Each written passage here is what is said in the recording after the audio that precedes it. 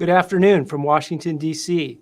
I'm Chris Chivvis, the director of the Carnegie Endowment's program on American Statecraft, and we're here for the next installment of Pivotal States, in which we examine America's interests and strategic options in its most important bilateral relationships around the world. Today, we're talking about South Africa, a democracy that's one of Africa's most politically powerful nations and Africa's second largest economy after Nigeria. South Africa is widely viewed as a natural leader on the African continent. It's also a key voice in the global South. It plays a leading role in the African Union, and it's a member of the BRICS grouping, which also includes Brazil, Russia, India, and China. South Africa's relations with the United States have never been smooth. Washington was slow to impose sanctions on South Africa's apartheid regime, and for many years designated the African National Congress a terrorist organization. The ANC, as it's referred to now, has now led South Africa since 1994. Although there have been periods of positive cooperation between Washington and Pretoria in some areas, ties have been especially strained since Russia invaded Ukraine in February of last year. Pretoria has officially been neutral on the war, but its decision to go ahead with joint naval exercises with Russia and China around the war's first anniversary was widely criticized in Washington. Things got even worse this May when the U.S. ambassador in Pretoria accused South Africa of supplying weapons to Russia's war effort. Now, South Africa has firmly denied this allegation, but pressure to punish it for its ties to Russia and China remains. In recent weeks, Republican and Democrat senators questioned whether South Africa should still be allowed to participate in a long-standing U.S.-Africa trade and investment agreement known as AGOA. So, how much should the United States care about South Africa's warm relations with Russia and China? How much attention should South Africa get from the United States overall in its foreign policy?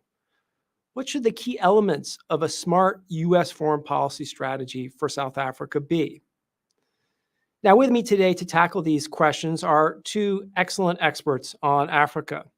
We have Ambassador Michelle Gavin, who is the Ralph Bunche Senior Fellow for Africa Policy Studies at the Council on Foreign Relations. From 2011 to 2014, she was the U.S. ambassador to Botswana and served concurrently as the U.S. representative to the Southern African Development Community. I'm also delighted to have my colleague, Dr. Zainab Usman, who leads the Carnegie Endowment's Africa program and has deep expertise in Africa's institutions and economic and energy policy. Thank you both for being here. Thanks for having me. Good to be here, Chris.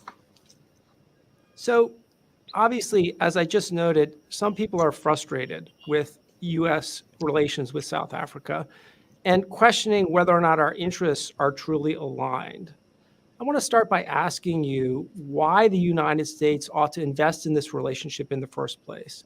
What are U.S. interests when it comes to South Africa? Michelle, maybe I could start with you. Sure.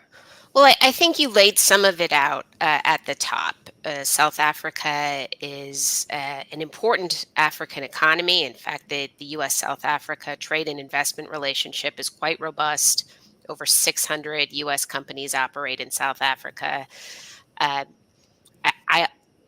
in all candor, think that the framing we often hear in the U.S. of South Africa as gateway to the continent is an overstatement. But I do not deny the importance of the commercial relationship, the economic relationship.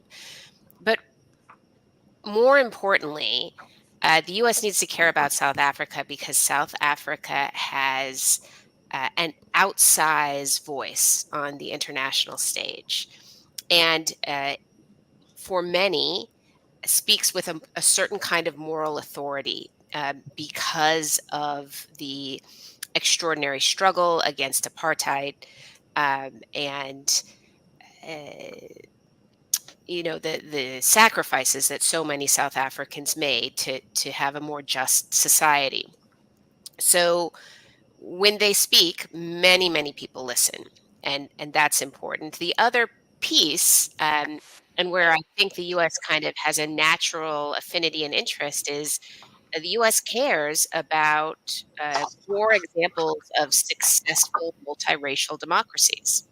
That's important to us. It's our sort of theory of the case around governance depends on very diverse societies being able to succeed and provide socioeconomic opportunity and political space for everyone. And so, in that sense, the U.S. cares deeply about South Africa's success.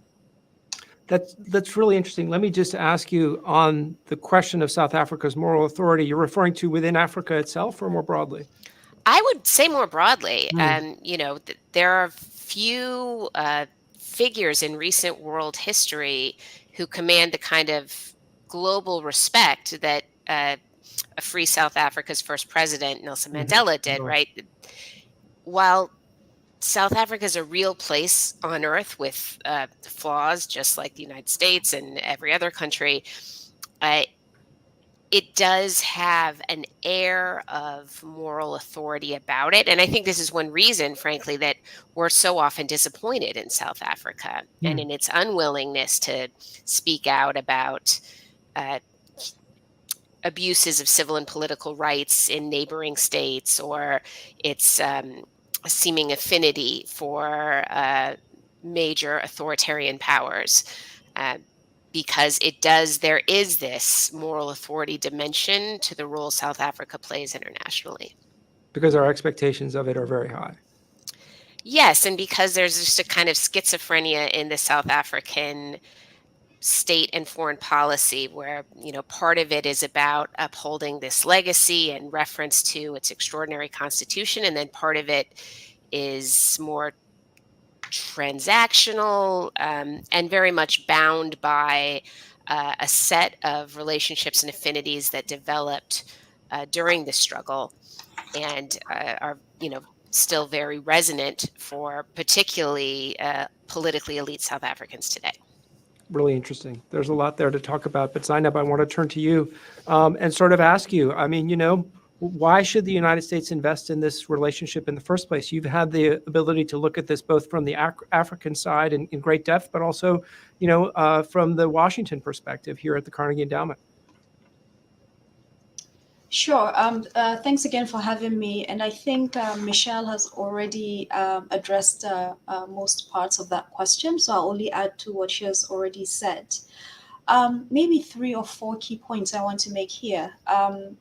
South Africa is the continent's second largest economy, but it's actually the continent's perhaps one of the most industrialized economies, especially if you take out the North African countries of like Egypt and Morocco. South Africa is very much high up the ranking. And indeed, it is also a very vibrant democracy. So any effort by the United States, whether the executive or even Congress, to make headway in Africa with respect to economic and commercial relationships, South Africa would have to be involved. There's no bypassing South Africa in any shape or form. In a sense, it's also perhaps a gateway to other countries in Southern Africa, with the Southern Africa Development Corporation.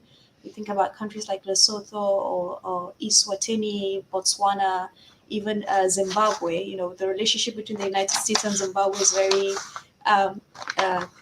rocky, to say the least. And South Africa is usually a very important actor in kind of mediating that relationship. Another point is that, again, this is something Michelle has already alluded to and mentioned. South Africa does play an important leadership role on the continent, within Africa. I mean, it's not the only leader in Africa, but it is a very important one. And part of the reason is that it has challenges, but it does have significant bureaucratic and administrative capacity that many other African countries just don't have. Even whether it's with respect to diplomatic representation, the various embassies around the world, the various delegations and missions representing South Africa on the African continent, in multilateral organizations, the WTO in particular, where South Africa is actually uniquely active and engaged. So that really gives it a very, very important leadership role to speak for Africa, where other countries that could be able to also exercise that leadership role perhaps lag a bit. So therefore, I think, again, when looking at South Africa from the perspective of the United States, trying to engage with the leadership of Africa, South Africa has to be involved in those kinds of dialogues and discussions. A third reason I would mention is when we look even beyond Africa to talk about the global South, now that the concept of the global South is kind of resurgent and re-emerging, given the fact that our global economy and our world is fragmenting in a sense. South Africa is a leading voice among global South countries. I mentioned the WTO and the WTO in particular, and I'm also curious to understand why. Maybe it's just because they're very organized and the diplomatic representation there is very strong. South Africa tends to work very closely with India on a number of issues around a fair and equitable global trading system. I think about most recently with respect to COVID-19 vaccines, the equity of having vaccine access, discussions around a waiver around trade related intellectual property. I forget what the S is, the TRIPS waiver that global South countries were advocating for. South Africa was a leading voice in terms of that advocacy. So any efforts to engage with the global South through various fora, G77, the BRICS even, South Africa is actually very, very active on that front. Let me ask you, Go ahead. Zainab, with regard to the global South. Yeah. Is it that South Africa can help the United States in its relations with the global South, or is it more that the United States doesn't have any alternative but to work with South Africa? I mean, what is the importance of South Africa in helping the United States with the challenges that it faces in its relations with other countries in the global South? So I would say that it's a bit of both. It's the fact that South Africa just has been engaged in global South issues and topics and groupings and fora for a very long time. So it has the networks, the clout, to be able to kind of mediate certain kinds of dialogues between the West and the global South, so to speak. And of course, it on several issues or topics, it makes it very clear that it takes a very neutral, non-aligned approach. Even with the Russia-Ukraine war, I think the official position of the South African government is that they are neutral. Now, of course, certain events have made a lot of observers to question whether that neutrality is actually the case, but that is the official position.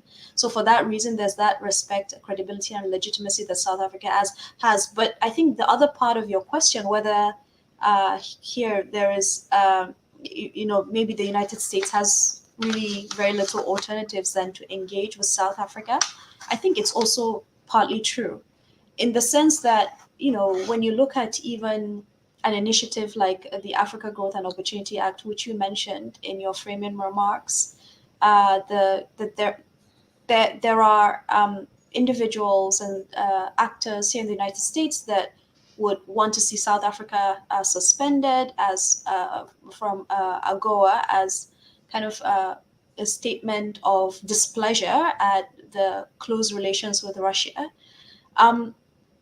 I think there are also many other people who recognize that could end up having very important consequences for the United States, for its relationship with Africa and with other countries. At the end of the day, one of the key beneficiaries of AGOA is South Africa. It's one of the star performers. A lot of other African countries haven't done well, haven't really utilized those privileges. So if you take out South Africa, we've already taken out Ethiopia, which is another star performer. We don't have a lot of countries left. And then it's this messaging from from the United States, of course, the Biden administration specifically, but more broadly that the US wants to have stronger economic and commercial engagement with Africa might start to ring hollow for that reason. So I think there's also that aspect that in effect, South Africa is like there's just no going around it. There will have to be some kind of engagement with that country just because it's so important and it carries such weight. I want to get to the question of how much the United States should care about South Africa's relationship with Russia and China. But Michelle, let me go to you on this question of the global South, and which you also raised. You spoke about South Africa's moral authority. Is this something that is useful to the United States in some way, or again, is it just something that the United States needs to be cognizant of? I mean, I think where our interests align, it could be useful, but I don't think anyone sane is sort of trying to craft U.S. policy, imagining that South Africa is going to sort of smooth the way for us, as you rightly indicated at the start. This is not an easy relationship, and it never has been. But I do think, an awareness of the role that South Africa plays and that South Africa guards quite jealously. It's not as if this isn't an important kind of strategic imperative for them, is to retain this powerful voice on the global stage. This is, I think, extremely important to South Africa. It's a reason why they were so pleased to host the BRICS Summit this past summer, and to frame that up as an opportunity for the rest of Africa and even beyond in the BRICS expansion initiative.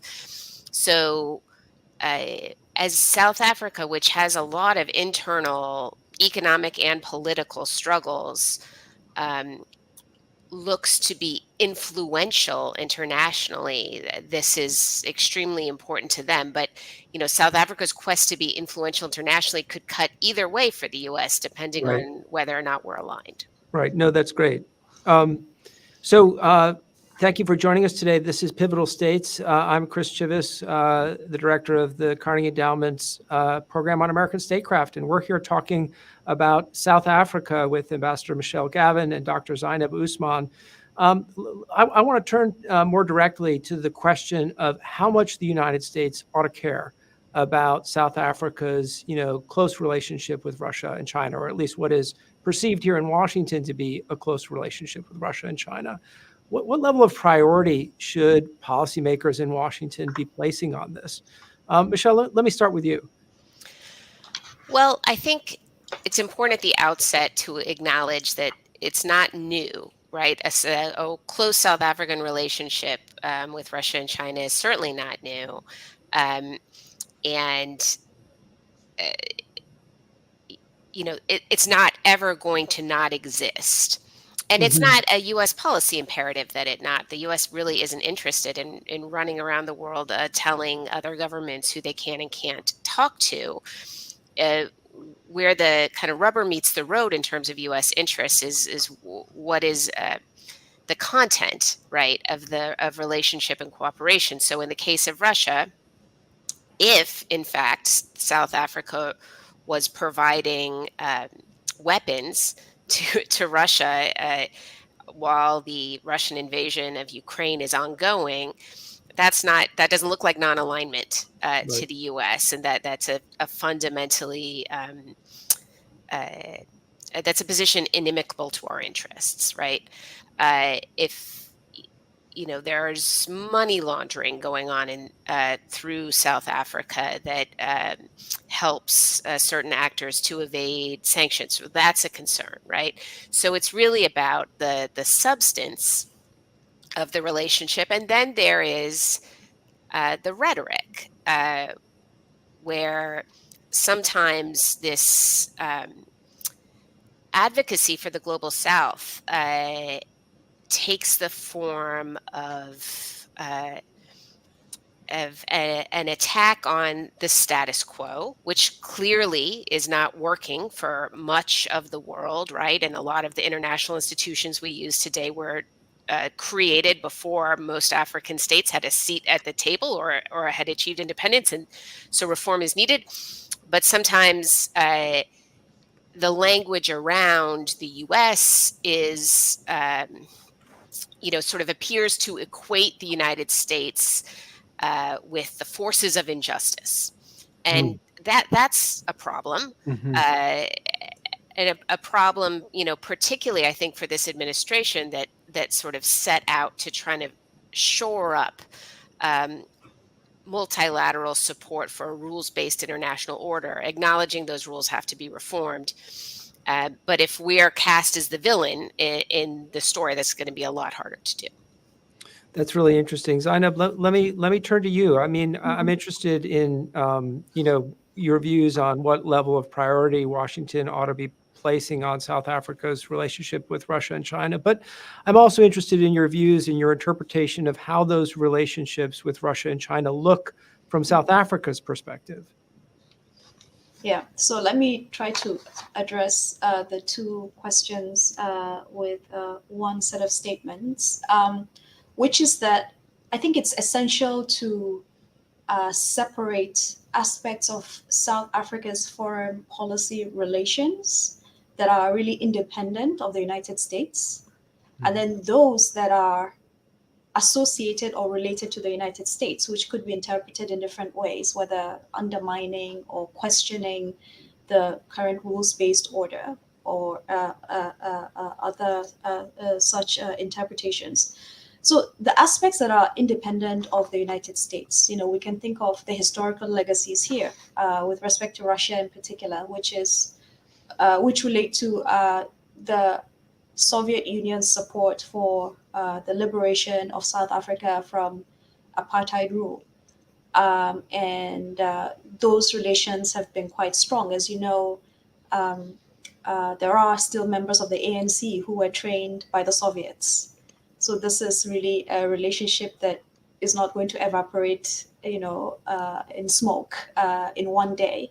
But maybe it has less to do with Washington than we think it does. In other words, so that's not about you. It's really less to do with Washington. It's just those ties are there. There are people you talk to, they'll talk about their fond memories studying in, St. Petersburg or Moscow, or they have ties, they have relationships. I think same thing with China to a large extent. Again, there's a history there, of China engaging with South Africa, again, independent of the United States. The other aspect of the foreign policy that, again, is really perhaps not entirely informed by, trying to maybe undermine or stick it up to the United States is the economic and commercial dimension of the relationship, particularly as it relates to China.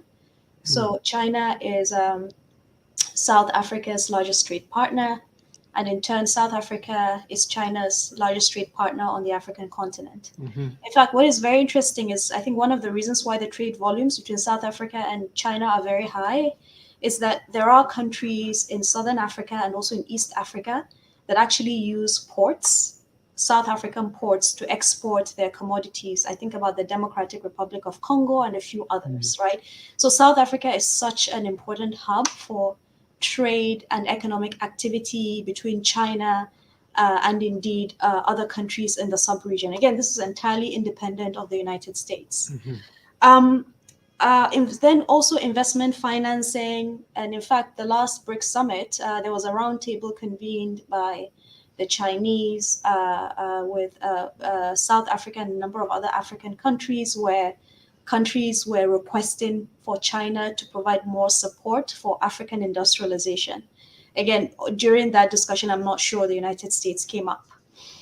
But having said that, there are also aspects of South Africa's foreign policy relations that, you can start to see where South Africa is perhaps questioning or is part of initiatives that are trying to come up with, they would say, like a fair, just, and equitable global system of global governance, right? Advocacies around expansion and reform of the UN Security Council, advocacies around reform of the multilateral financial institutions, particularly the Bretton Woods entities, the World Bank and the IMF.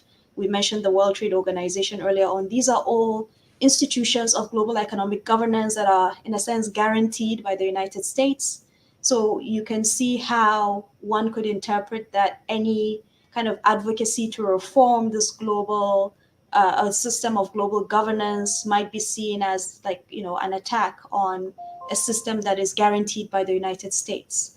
Then, of course, with respect to the war in Ukraine, perhaps that is a bit more direct in the sense that South Africa has decidedly remained neutral, which is kind of maybe a benign interpretation of the position South Africa has taken with respect to Russia.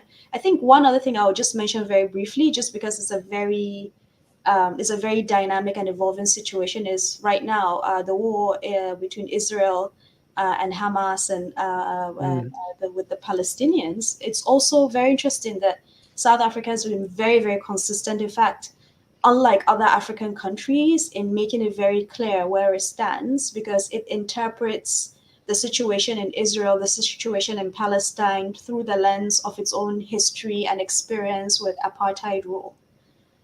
So again, it's another perhaps area where you could say that South Africa's foreign policy position seems to be perhaps in direct contrast or direct contradiction to the position that the United States might otherwise take. Do you see any signs that the U.S.-South Africa relationship is going to suffer or has been suffering as a consequence of the strategy that the Biden administration has pursued to this war? Or is it can it be compartmentalized? I think with respect to this particular war, it is still, I mean, which war are we talking about? Because there are quite a I'm number talking of about the Israel-Hamas war. Okay. Yeah, right. It depends. Yeah. I think it's still early days, to be honest. Mm-hmm.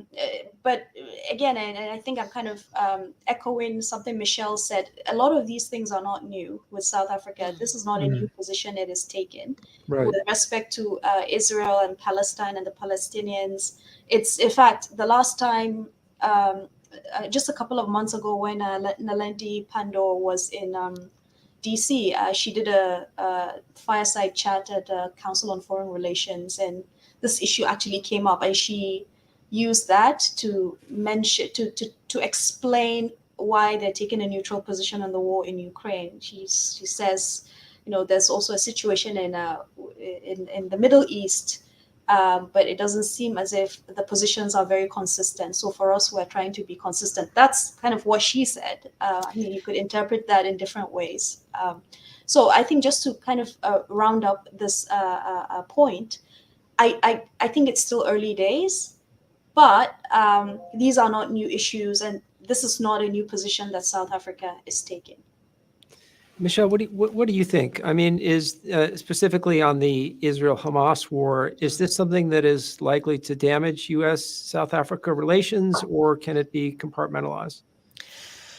I think that Zainab's absolutely right that no U.S. policymaker would be surprised by South African support and solidarity with the Palestinian people. This is a long-held position, and it's held through much of the region. I think, it remains to be seen how South Africa might express its concerns about the U.S. and U.S. military support for Israel, right? So how is that framed? What is it linked to? That will, I think, help to determine how manageable these different perspectives are. But it's certainly not shocking that the conflict looks different, or perhaps different elements of it are emphasized more in different places, and the U.S. and the rest of the world are not always going to see eye to eye on this issue clearly. It's also interesting, though, that South Africa, as a diverse democracy, has its own internal debate about its policies and positions. And there, it's not just external parties who were concerned about Naledi Pandor, taking a call from Hamas just a few days after the deadly terrorist attacks. But internally within South Africa. There are people voicing concern. And so that's actually a very familiar dynamic, I think, to Americans, where we see plenty of internal dissent about our own policies. Absolutely. But I just want to pull one thread because it's such a great point that Zainab made about consistency. And the South Africans see inconsistencies in U.S. policy, which I think many people see sometimes different inconsistencies, but this is a very familiar refrain and a challenge for U.S. foreign policy, particularly right where you're trying to advance interests and values, and sometimes those things come into conflict. Similarly, I think this is at the heart of some of our frustration with South Africa, is their own set of inconsistencies, right, where they're identifying with the oppressed, is how I think, the framing of their support for the Palestinian people. But then in a case like Zimbabwe, where you do have, severe restrictions on civil and political rights, and you have political violence, state-perpetrated political violence, they're less likely to identify with the oppressed and more likely to identify with a ruling party that was also a party of liberation. So these inconsistencies that we see in each other's policies, I think also kind of help to drive what I think is the most fundamentally dangerous element of where the bilateral relationship is at right now, which is mistrust and real suspicions about each other's motives and intentions.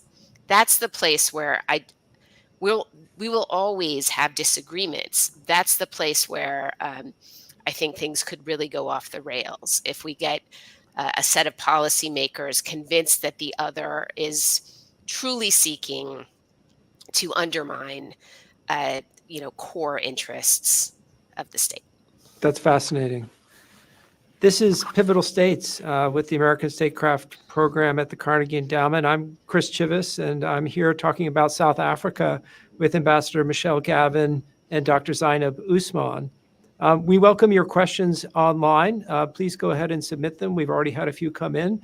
In a few minutes, I'll be turning to try to offer some of those questions to our expert guests here. Before we do that, I want to turn back to the question of what level of priority the United States ought to be placing on South Africa's relationship with China and Russia.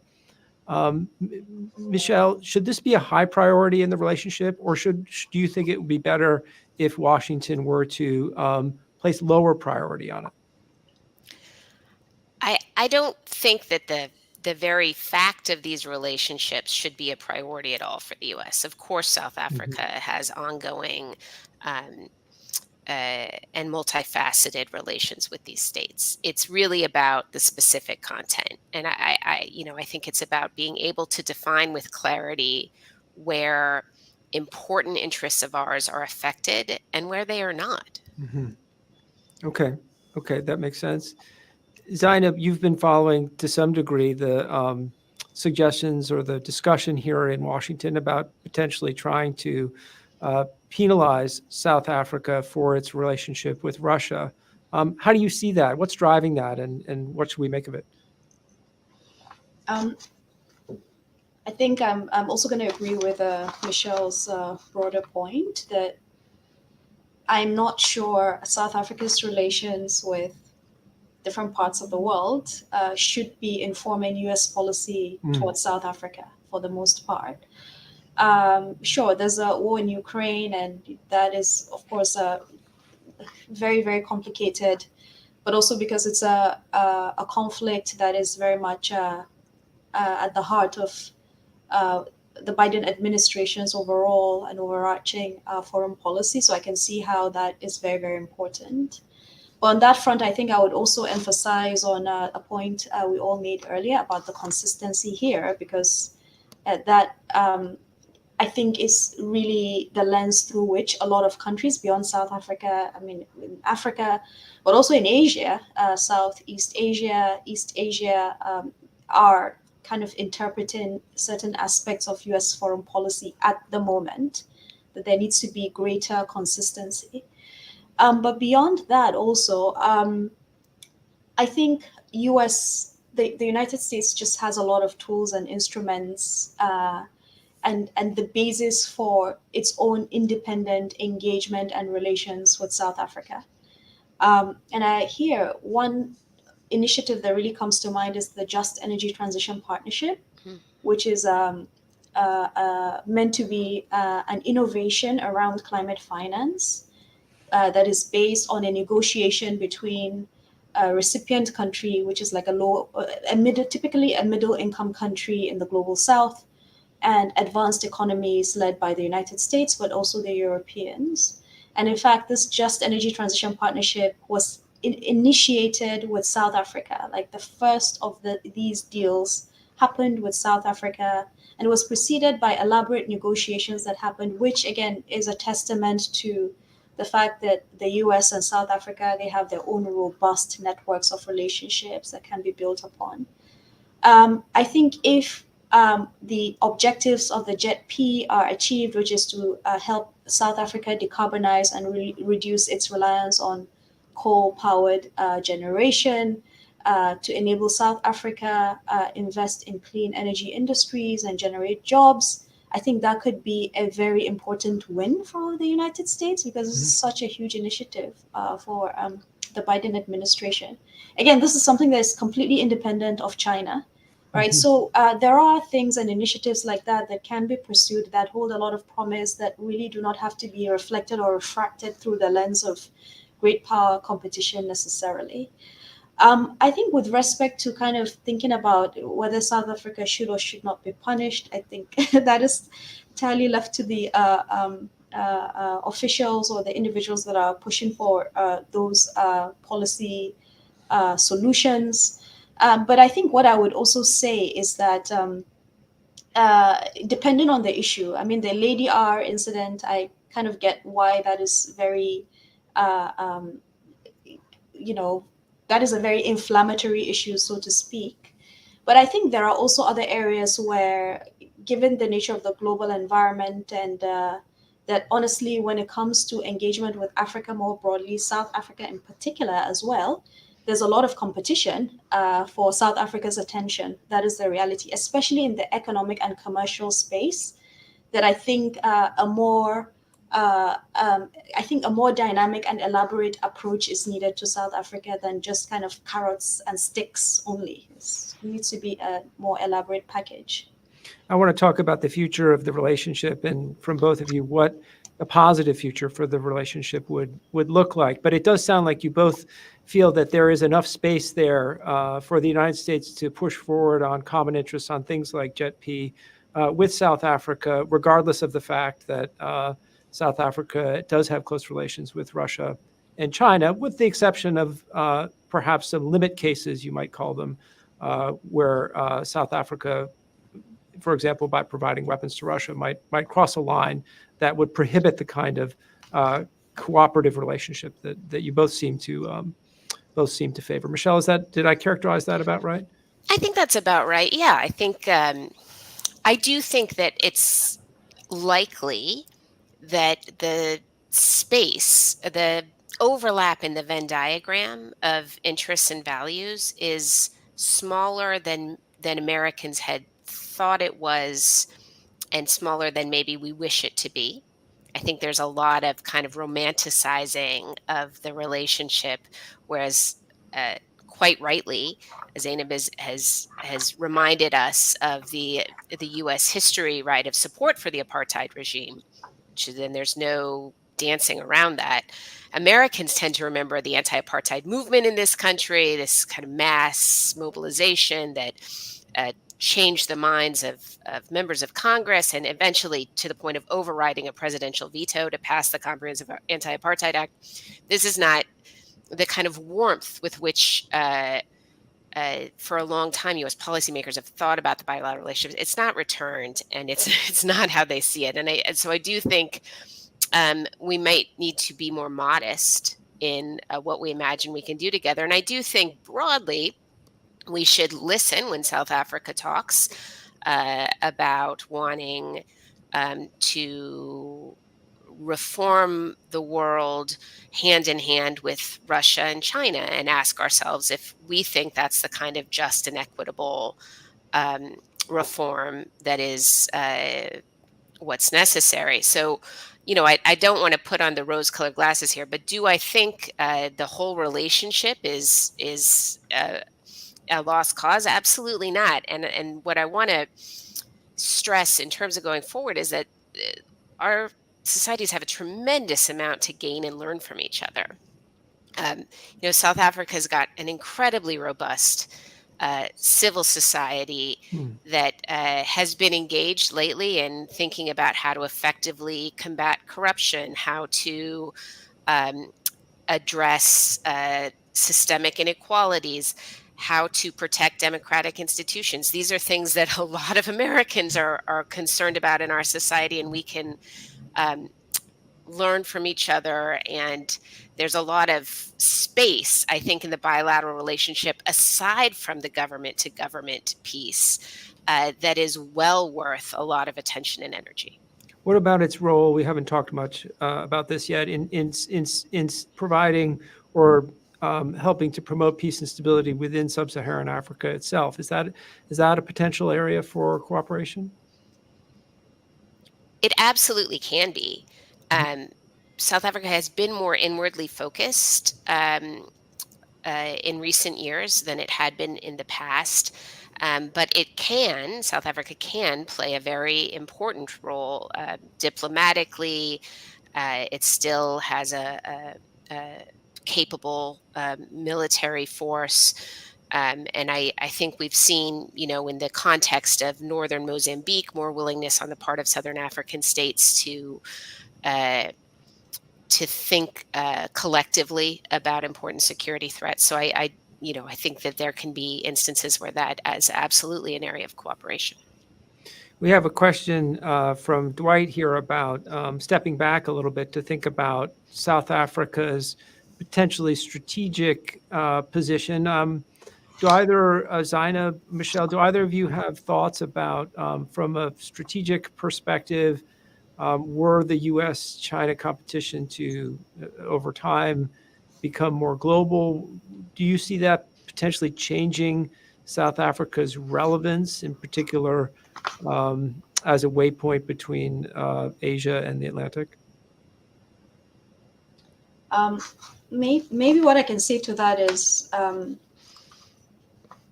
we are already seeing signs of how South Africa might position itself where this rivalry and competition between the US and China to kind of escalate to the point of like a complete breakdown in the relationship between the two countries. South Africa has made it very clear that it's taken a non-aligned position. In fact, even with the BRICS Summit that concluded in August this year, they were very, very clear. I think there were a couple of speeches by Cyril Ramaphosa, the president, who said BRICS is not meant to be, a counter to the G7 as it was being framed at the time. Now, of course, China is in BRICS, and if this tension between the US and China were to really escalate, then that is not going to really make a lot of sense to say that BRICS is really neutral. But I think South Africa as a country, its national position is likely to remain non-aligned. And it's likely to be one of the countries that, if there's any notion of a third way that is like independent of China and of the United States, I think South Africa would be an active player in that third way and third approach.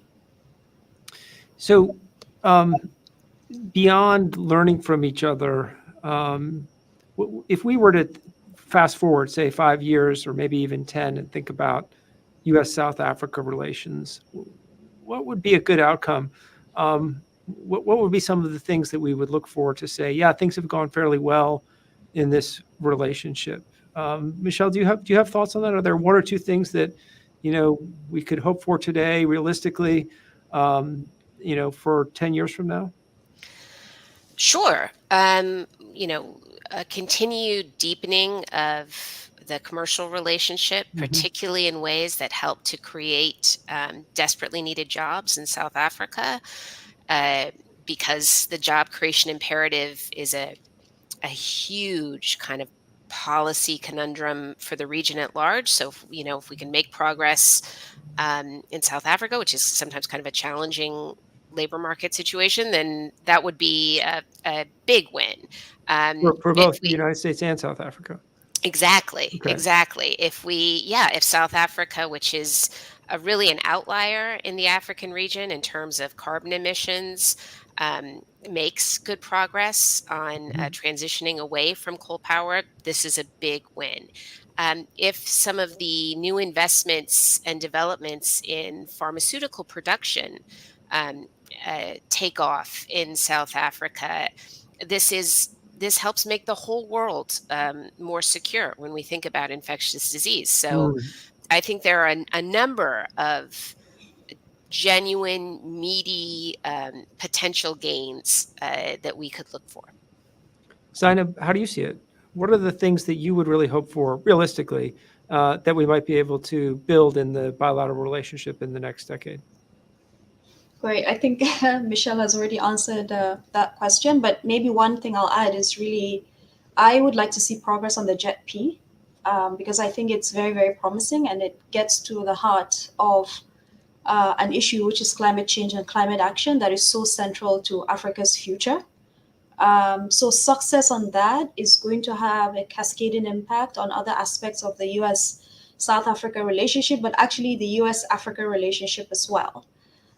So I would, and it's something again that is new, is different, and it's really not comparable to what China is doing in Africa or Russia is doing in Africa. Success on that will be absolutely crucial. A second point I would make is, again, I think I'm also just emphasizing on the economic and commercial aspect of the relationship is South Africa needs jobs. Unemployment rate is a third of the labor force is really unemployed. Youth unemployment is much higher. So they need solutions and innovations, and maybe this is an area where the United States can help.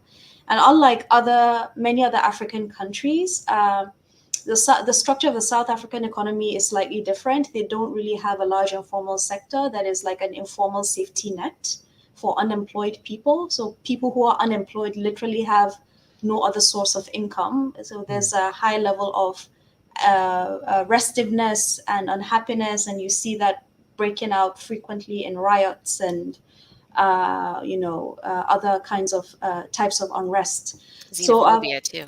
Yes, exactly. Xenophobia towards other African migrants. So I think being able to help South Africa find solutions would be a huge win for the United States on that front.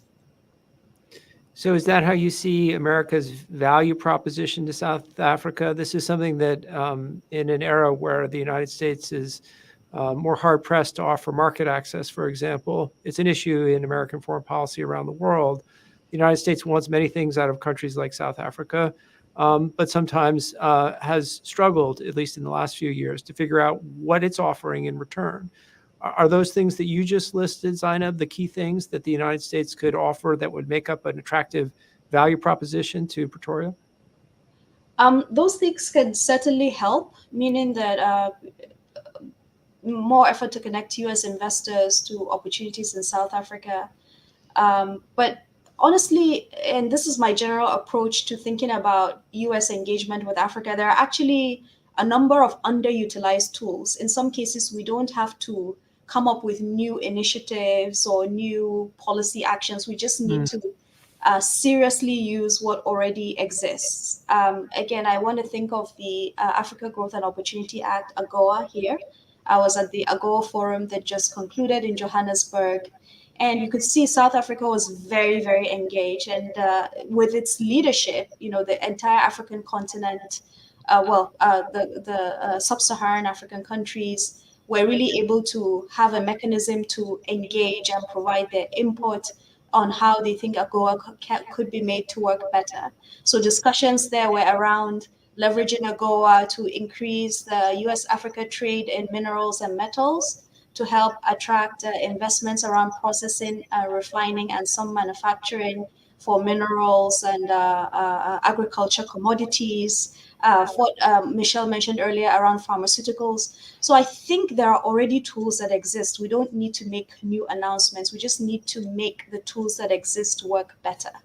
And perhaps one final point then is circling back to the point made earlier around, some of the instinctive reaction to perceived infractions from countries like South Africa, which is, let's sanction them or let's kick them out of existing programs.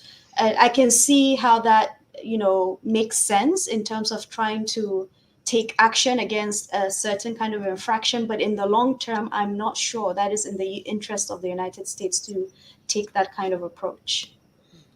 Michelle, how do you see the U.S. value proposition to South Africa?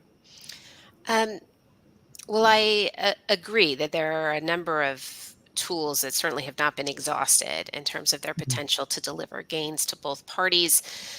I also think, when you look at foreign assistance, we do devote very significant resources in the health sector in South Africa, as we do across much of the region. And the returns on that investment have been very significant in lives saved. Particularly, I'm thinking of PEPFAR, President's Emergency Plan for AIDS Relief. But a conversation, this is not a South Africa specific, but it applies to South Africa too, around South African priorities and whether our foreign assistance portfolio is really aligned with them, I think makes a lot of sense. There is a significant investment that the U.S. has made in public health in South Africa that, while I think senior members of the government are aware of, it's not always clear that society. In the South African government. That's right. Yeah. No, that's interesting. Well, we've covered a lot of territory here. I like to ask each of you, sort of as a way of wrapping up, if you had 5 minutes with President Biden, what would be at the top of your list of things to encourage him to do in this relationship? Zainab, let me start with you. What would be the most important thing that you think the United States ought to do when it comes to South Africa? Two things. One, as I mentioned, really delivering on JETP. I cannot emphasize enough how crucial that is going to be for how the United States is seen with respect to climate action, not just in South Africa, but in Africa and in fact other parts of the global South. And I say this because, just as an aside, there was a news item in the Financial Times a couple of days ago in which the Indonesian president, Joko Widodo, was saying that the JETP for Indonesia, they're still waiting on the financial commitments. So there's already skepticism starting to set in. And if this is not managed, it's really going to have a cascading impact on other aspects of US foreign policy with respect to the global South. So that's one thing that I think we shouldn't drop the ball on it. The second thing is really, and I don't know if I have a specific recommendation, is that, the world today, the global order is really is becoming more fragmented, and many countries are really trying to navigate. They don't know what to do. They are worried about US-China tensions. They have relations with China. They have relations with the United States, and they value both. But they also want to carve out their own independent path. So they are really trying to navigate things. And perhaps what I would urge is a bit more empathy with those countries. At the end of the day, they're not as strong and powerful as the United States. There are things that they might do that might seem like they are kind of directly challenging or undermining the United States, whereas in actual fact, they're just like really not sure what to do in this very kind of increasingly turbulent global order. So not quite a recommendation there, but just to say that countries are scared and they're really trying to navigate a new world. probably a recommendation that goes well beyond South Africa to a lot of the other emerging powers that we see around the world. Michelle, what about you? So I'd probably try and make three quick points that no matter how bad things get in the government to government bilateral relationship, there's a lot we can do with South African civil society, and it should never be an afterthought. Two, never to discount the presence of history in every conversation with the South Africans, and President Biden has a lot of experience with this. He's sitting across from South African counterparts, and there's always a discussion of the history, and that's important, right? It's how this shapes how we see the world, and so keeping that in mind, not letting it surprise you, not letting these historical relationships with other external actors get distorted into something new and threatening. That's important. And then finally, to just note that we need to move out on addressing the legitimate concerns of many in the global South around international institutional architecture. If we're pretty sure that a Russia and China shaped world is not one we want for our grandchildren, then we need to have real alternatives that address inequities and just dysfunction. So it's not enough to say we hear you, right? Action is required. Well, that's a fantastic couple of concluding points there. I've really enjoyed this conversation. This has been Pivotal States with the American Statecraft program. I've been speaking with Ambassador Michelle Gavin and my colleague here at the Carnegie Endowment, Dr. Zainab Usman. Really, thanks so much for joining us. Look forward to continuing this conversation with you both in the future. Thanks so much. Thank you.